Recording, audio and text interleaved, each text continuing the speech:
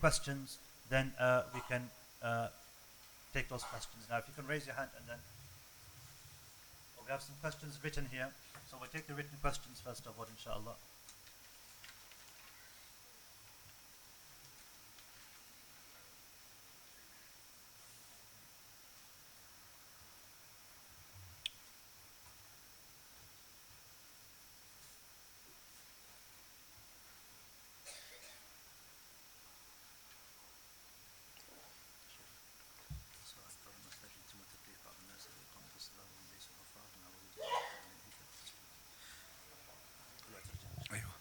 So the question is that in some masajid, they appoint some people to lead the salawat in those masajid, and they're not people who are huffaz, they're not people who have memorized the Quran.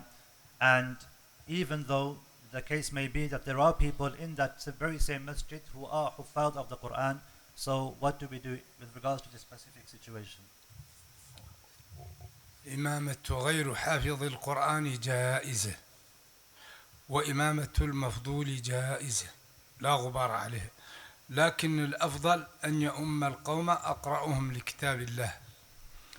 أقرأهم لكتاب الله هو أفقههم، مع أنه يجيد القراءة، هكذا قال الفقهاء. الأقرأ في عرف الصحابة هو الأفقه. أما إذا كان الإنسان يقرأ القرآن ولا يعرف مبطلات الصلاة ولا الوضوء، هذا ما هو أقرأ، هذا وإنما الأقرأ هو الذي يقرأ القرآن صح وفقيه. فإذا تعارض من يقرأ القرآن فليقدم الذي يعرف الأحكام حتى لا تبطل الصلاة. أما الصحابة كلهم كانوا فقهاء لأن القرآن بلغتهم، فالذي يحفظ القرآن أفقه هو أفقه عند الصحابة. أما بعد ذلك فالأولى أن يكون الذي يؤم الناس أحفظهم لكتاب الله وأفقههم. نعم. So the Shaykh responded that the one who leads the prayers in a masjid and he's not a hafiz, this is something which is permissible. There's nothing wrong with a person leading the salawat in a masjid and he's not someone who has memorized the whole of the Quran. There's nothing wrong with this individual leading the people in the salah. And he also stated that the best possible scenario is when the one who is most learned with regards to the Quran is the one who is leading the salawat and the one who is leading the prayers. And he said that the meaning of this, the one who is most learned, is the fact that he is someone who has knowledge of the Quran, and also he has knowledge not just of the memorization of the Quran specifically, but knowledge of the rules and regulations of the salah and rules, and he has understanding of the fiqh of wudu and the fiqh of salah and so on and so forth, so that he's able to know, for example, if something happens in the salah, he knows the rulings and regulations and what can make the salah invalid and what can make the salah permissible. So the Shaykh emphasized that the companions as well, this was their view, that the one who is most learned of the Quran isn't just the one who has memorized the Quran, but the one who has most understanding. So if there is someone who has memorized the whole Quran and there's someone who has memorized maybe a portion, but he also knows more with regards to the fiqh of the prayer and so on and so forth, then he is given priority. Because in this situation, that takes precedence because of the responsibility upon this person to lead the people in the salah. And also the Shaykh emphasized the fact that the companions themselves were huffaz of the Quran, and they were the ones who would take precedence with regards to leading the salawat. ولكن يجب عليه أن يحفظ الفاتحة، ويجب عليه أن يقومها، لأنها عند الجمهور ركن من أركان الصلاة، عند الإمام أحمد والإمام مالك والإمام الشافعي في المشهور في مذاهبهما. أما عند الإمام أبي حنيفة فهي واجبة، لو يقرأ غيرها من القرآن يكون قصر والصلاة صحيحة، فلا بد أن يقرأ الفاتحة قراءة صحيحة. وعند الشافعية لو أخطأ فيها خطأ يحيل المعنى تبطل صلاته، وهذه مشكلة. نعم. أما بقية القرآن لا يجب قراءة، وإنما ينبغي للمسلم أن يكون حافظ القرآن، هذا من باب كثرة الأجر والفائدة والنفع للإنسان.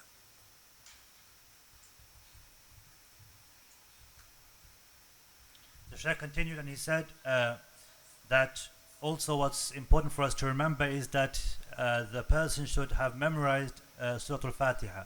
And he emphasized the fact that Surah Al-Fatiha and its recitation in the Salah is a pillar from the pillars of Salah. Meaning if a person doesn't recite Surah Fatiha, then the Salah in of itself isn't accepted. And he said that this was the opinion of the Maliki school of thought and also the Shafi'iyya and also Imam Ahmad, and Abu Hanifa had a different opinion. And he also said that Imam Shafi'i, the school of Imam Shafi'i, they said that the one who doesn't recite Surah Fatiha properly or he makes a mistake, then his Salah doesn't have as much reward and isn't as perfect, as good as someone who has perfected the recitation of Surah Fatiha.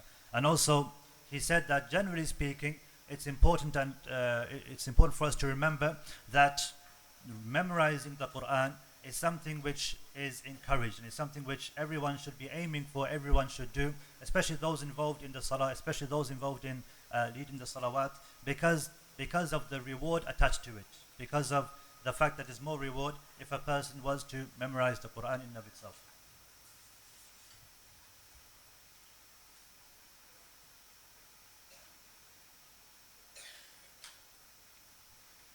لو تنقي من الأسئلة اللي هو أكثر فائدة للناس. شوف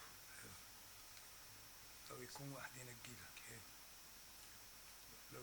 لو يعاونك واحد. أيوة طيب. سؤال كيف نثبت أقدامنا في هذا البلد لو كان مثلا عندنا أشياء لا نركز على الإسلام والعبادة، مثلا الإنترنت والإسلام. بعض الناس لا يرون الإسلام على حق كما هو حقيقة الإسلام. يعني بالنسبة للإنترنت وهذه الأشياء الشخص ممكن لا يكون ملتزم بالنسبة للإسلام، فكيف نحل هذه المشكلة؟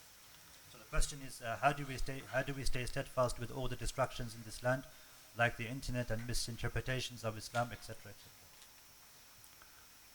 هذا الذي ينبغي أن نستغل هذه المواقع لنبين للناس حقيقة الإسلام، لأن هذه المواقع تسهل على الناس فهم الدين، والدين يكفي فيه أنه كتاب نزل قبل 1400 سنة وأعداؤه كثر ولم يجدوا فيه خطأ هذا الكتاب.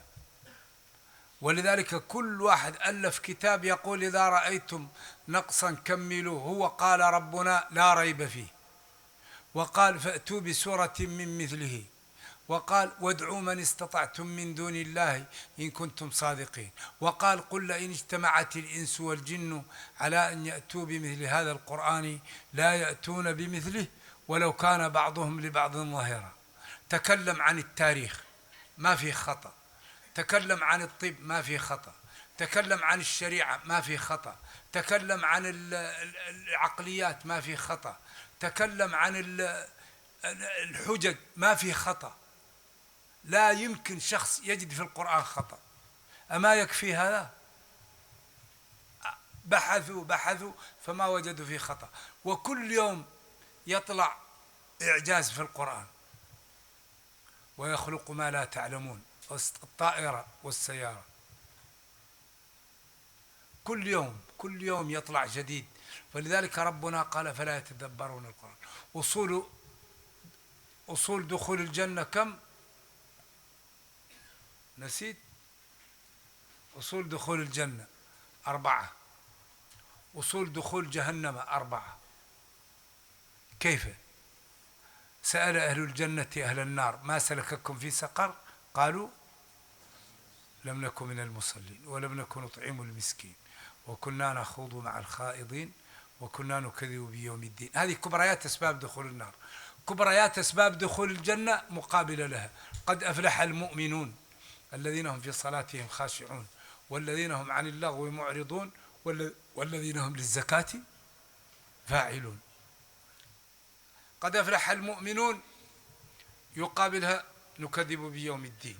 الذين هم في صلاتهم خاشعون يقابلها لم نكن من المصلين. والذين هم عن اللغو معرضون يقابلها نخوض مع الخائضين. والذين هم للزكاة فاعلون يقابلها لم نكن نطعم المسكين. وقال جل وعلا: كتاب كتاب أنزلناه إليك مبارك ليدبروا آياته. مبارك ليدبروا، يطلع الكنوز الموجودة فيه.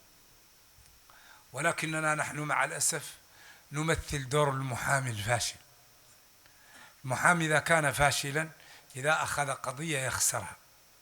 المسلمون الله يغفر لنا نجفل الناس عن الدين، وهذا اللي حقيقة لا ينبغي أن يكون.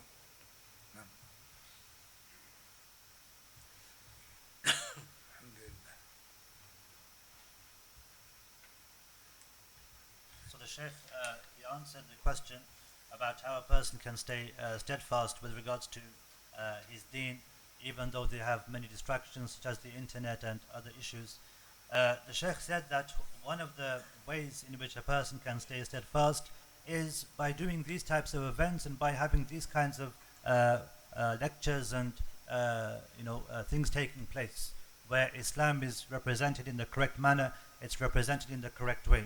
And the Shaykh emphasized and talked about how the enemies of Islam have always been present since the beginning of time, or since the beginning of Islam itself. So over 1400 years ago, there were enemies of Islam, and today there are also enemies of Islam, and throughout the years, throughout the ages, there have been enemies of Islam. And Allah subhanahu wa ta'ala has mentioned in the Quran and talked about the miracle of the Quran itself. And He says, this is a book in which there is no doubt. And if the men and if the jinn were together to make something like the Quran, they wouldn't be able to do so. And so the Shaykh said that there have been people who have tried to imitate the Quran or try to come up with something similar to the Quran, but they aren't able to do so. And people have testified to the uniqueness or to the authenticity and the status of the Quran, how that there's nothing like the Quran. Even people who are historians, for example, and they've studied the Quran and they haven't been able to find anything wrong or any mistakes in the Quran itself. Or, for example, those who are involved in medicine, doctors and the likes, they haven't found anything which is contradictory, or they found the Quran in of itself to be something which is unique, and it has certain things which they haven't found in anything else, and it's a miraculous book.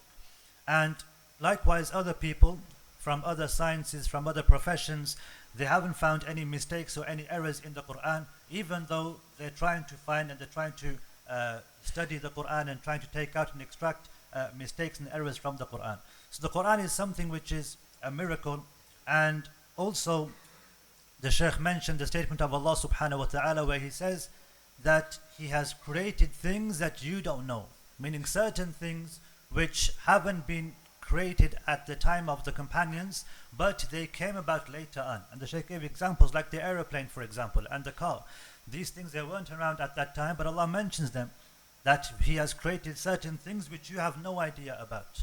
And then the Shaykh talked about the principles of entering into paradise and what those principles are. And he mentioned the 4 principles, and he asked what those principles were, and then he told us what those principles were, and he said that those principles are 4. And he mentioned certain ayat where those who are entering hellfire, they talked about why they were entering hellfire.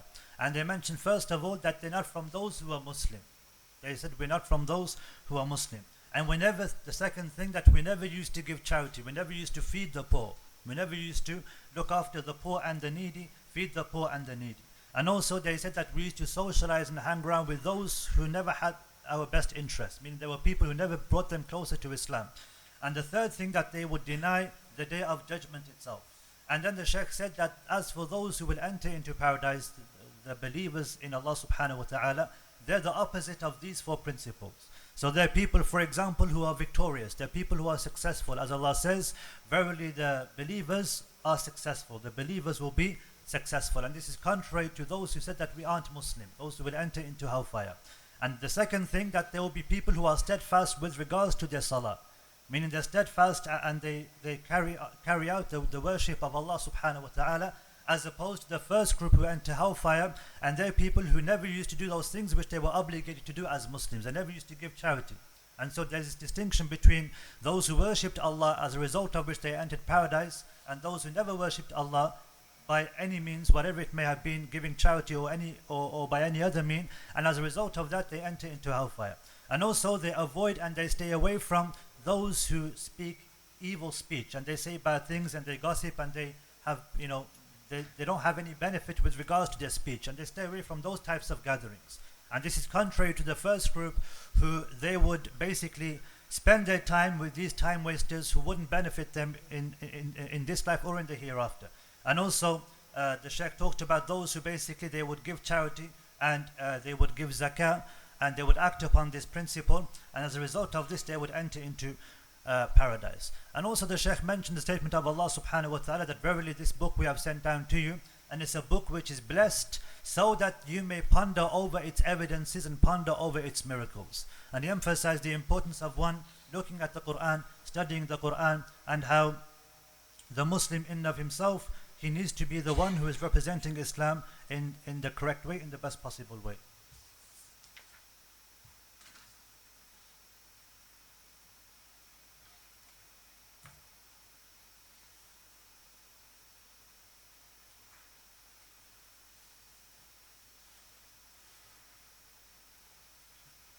هل يجوز الأكل في مطعم يباع فيه الخنزير ويقولون أنه يبيع الحلال بعلم أنه مسلم، فيبيع الخمر في هذا المطعم مثلا، هل يجوز الأكل والاشتراك؟ Okay, the question is it permissible for someone to eat in a restaurant where alcohol is also sold, and also knowing that the food in that restaurant is halal and the owner is also a Muslim? إذا رأى مطعما لا يبيع الحرام الأولى أن يأكل فيه تشجيعا لأصحاب الحلال. أما إذا احتاج يأكل هو الحلال وعليه ذنبه، من عمل صالحا فلنفسه ومن أساء فعليها. لكن الأولى أنه لا يشتري من محل يبيع الحرام إذا وجد محلا لا يبيع الحرام، لأن ذلك فيه تشجيع لمن يبيع الحلال وفيه نوع من المقاطعة لمن يبيع الحرام، وفيه التعاون على البر والتقوى. أما إن اضطر فأبواب الأمان مفتحة، وقد فصل لكم ما حرم عليكم إلا ما اضطررتم إليه. فكل شيء اضطرر، يعني المطاعم الأخرى لا توجد أو ما وجد فيها شيء فيمكن يأكل في هذا المحل. نعم. The Sheikh said that the priority should be for a person to avoid these types of places if possible, encouraging those, for example, who have these types of restaurants not to be involved in these types of restaurants, and also encouraging others to try to eat in other places where things like this which are haram aren't sold. And also the Shaykh said that if there's a situation where a person has no choice, there is no other restaurant which is selling things which are permissible, and there are things in it which are haram, then a person can eat in them. But of course the priority and the best thing for a person to do is for a person to eat in those places where the food is halal and there's no haram food or drink taking place.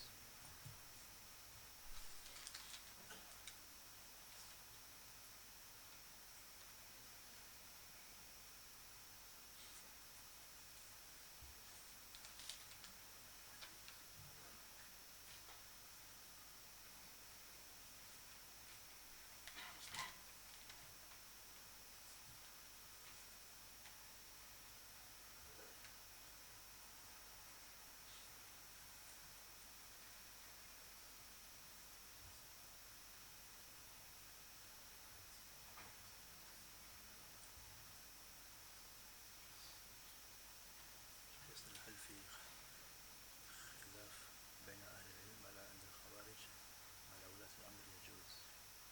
لا ما أعرف فيه. So the question is there a difference of opinion with regards to the Khawarij, and that their rule is something which has some type of permissibility? The Shaykh said he doesn't know of any differing with regards to this.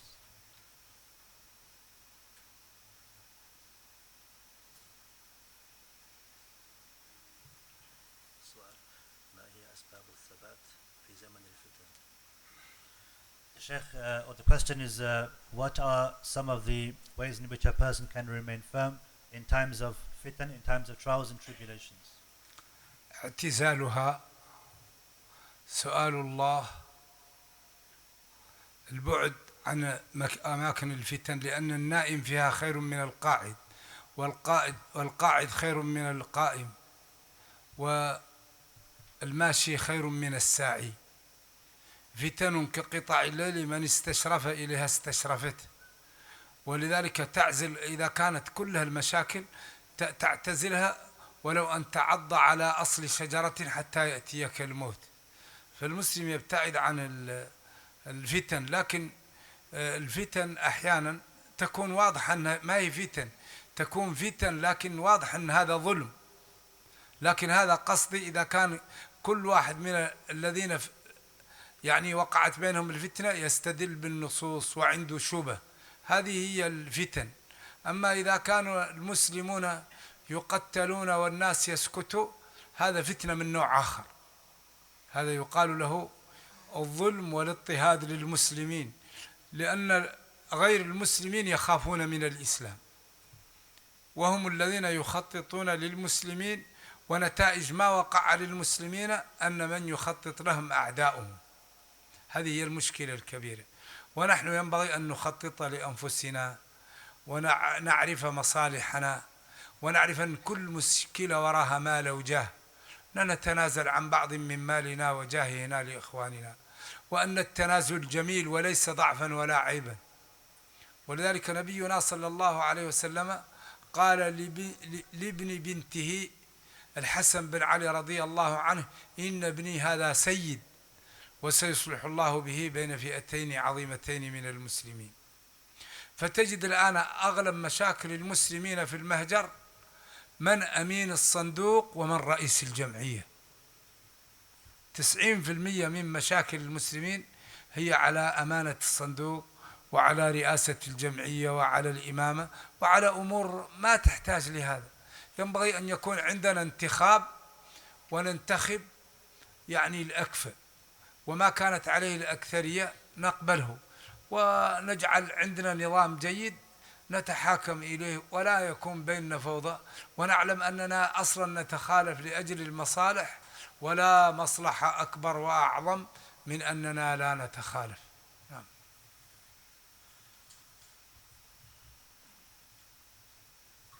So the Sheikh answered the question with regards to how we can stay steadfast in times of trials and times of tribulations, and he emphasized the importance of staying away from any place or area or issues or people who are causing fitna and causing trials and tribulations. And he mentioned the narration where a person was advised that if he is in a place where there is fitna and trials and tribulations taking place, then he should abandon all of these places, all of these areas, even if he has to go to a place where he's eating on greenery or on shrubs or on plants, because of the extremities and how far he has to go in order to stay away from these types of fitan. And also he talked about the different varying degrees of fitan and trials and tribulations. For example, he said that if people are being killed, if Muslims are being killed, then in this type of issue or in this type of situation, this is also a fitna, but it's a different type of fitna. And in this type of situation or in this type of fitna, a person should try to find some kind of solution to this problem and try to defend the honor of the Muslims in this type of situation. Also, the hadith of the Messenger of Allah ﷺ, when he was talking to his grandson Al-Hasan, and he was talking about him, and he said, this son of mine is a leader, and he is going to, in the future, he's going to resolve a dispute between two factions of the Muslims, between two different parties of the Muslims.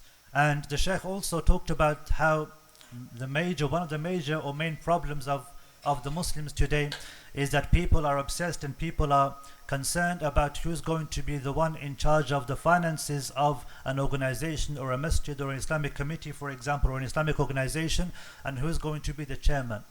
And he's saying that these are the main problems which the Muslims are facing. People are concerned and worried about who's going to hold this position. People are worried about who's going to have this position. And in fact, the Shaykh said that in this type of situation, a person has, he has like elections taking place where people choose who's going to be the one in charge of the finances and the one who's going to be the chairman. Because in this situation, you're doing this type of act where you're electing someone to rid off a greater harm. And this greater harm is actually the differences and the friction and the issues and the fitan and the trials and tribulations and the problems and the arguing and the disunity of the Muslims. So electing someone to be the chairman, for example, electing someone to be the one who is going to be in charge of the finances, this is a lesser harm, because the lesser harm in this case is better than the greater harm, which is disunity amongst the Muslims. And this issue itself is causing disunity, which is even worse. And so the Shaykh emphasized the importance of also having islah, the importance of a person,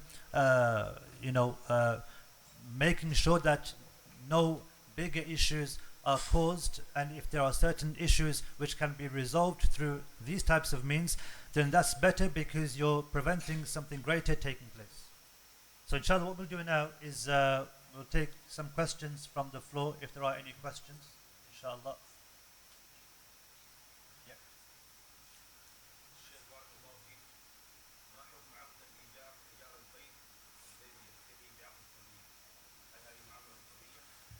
لا خير فيه.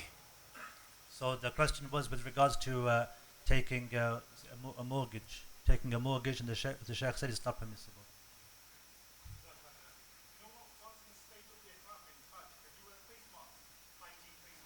يسأل الشيخ، يسأل الأخ لو كان في إحرام ويذهب للحج هل يجوز له أن يلبس شيء على فمه مثلا لكي إذا قال الطبيب ذلك تسأل الطبيب، هو اللي يحكم.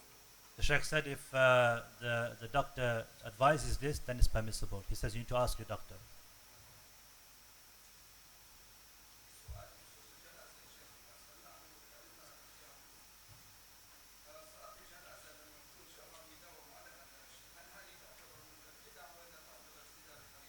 ماني فاهم ايش؟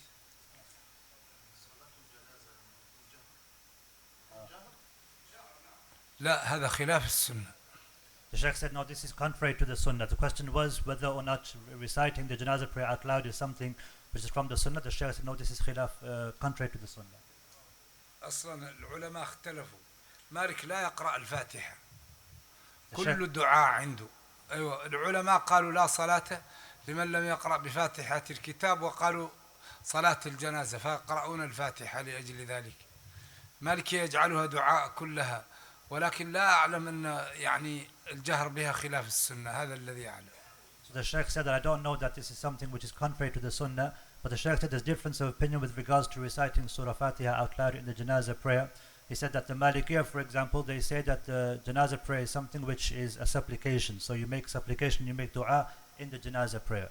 So he said, I don't know of any, there's difference of opinion with regards to this issue, and Allah knows best.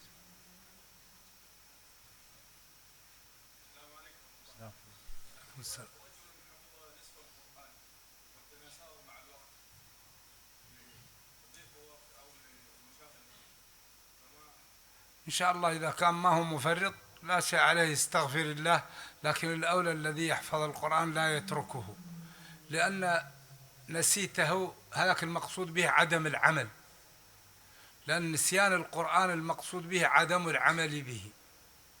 أما إذا كان يعمل بالقرآن ولو لا يحفظه إن شاء الله هو من المقربين، لكن القرآن فيه نفع كثير وخير كثير. أتتك آياتنا فنسيتها، الحجج والبراهين على وحدانية الله وعلى أن يفرد بالعبادة، فتركتها وأشركت وكفرت ولم تعمل بدينه. وكذلك اليوم يوم القيامة تترك من الرحمة ومن دخول الجنة، نرجو الله السلام والعافية. So the question was somebody who has memorized some of the Quran, and then as a result of this he forgot it over time due to lack of time in memorizing or keeping up with his memorization or his revision.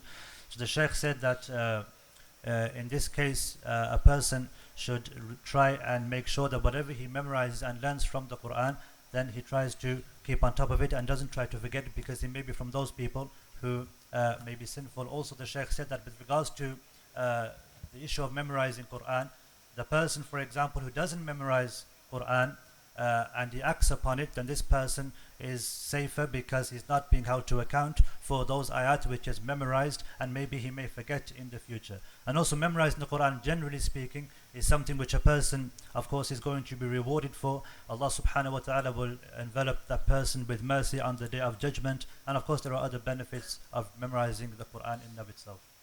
We'll take one more question because the time for Salah is also coming in.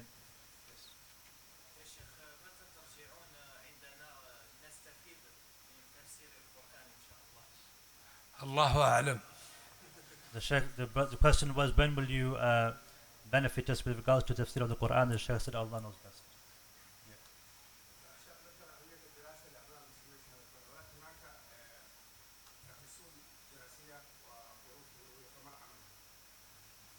تسأل الفقهاء الذين يسكنون بينكم لأنهم يعرفون البيئة، والفتوى تتعلق بالبيئة والعرف، وأنا هذه الأشياء قد يخفى علي بعضها، فتسأل من معكم من الفقهاء إن شاء الله ويفتونكم فتوى تكون أقرب إلى الصواب.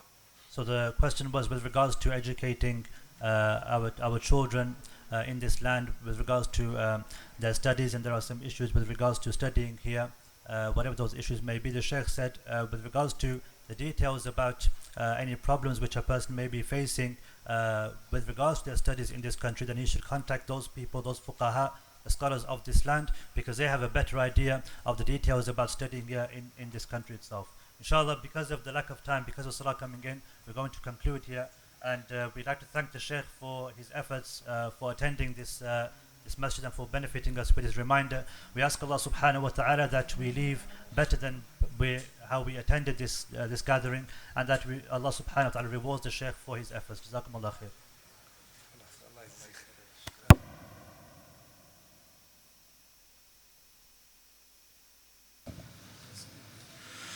الله أكبر الله أكبر الله أكبر الله أكبر أشهد أن لا إله إلا الله